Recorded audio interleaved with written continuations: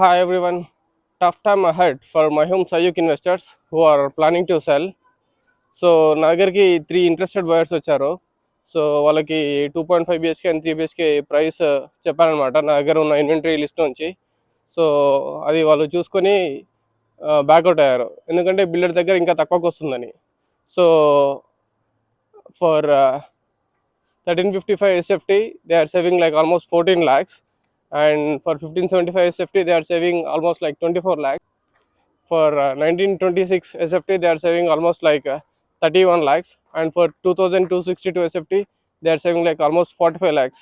So ikkada investors price ki and builders price ki almost 10% to 16% difference undi.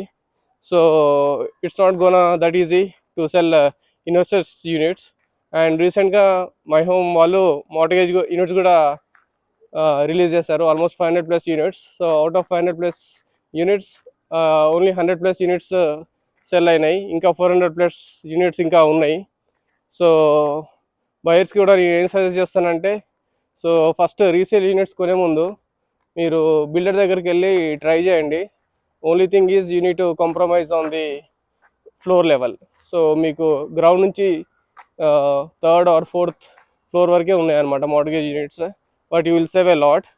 So sellers కొన్ని months wait చేస్తే మీకు డెఫినెట్గా మీరు అనుకున్న రేట్ వచ్చే ఛాన్స్ అయితే ఉంది, బట్ ఐఎమ్ నాట్ షూర్, ఎందుకంటే ఈలోపు విపి9 ఇన్వెంటరీ కూడా మార్కెట్లోకి వచ్చేస్తుంది, అండ్ అక్రీదా ఇన్వెంటరీ ఇంకో 1.5 yearలో వస్తుంది.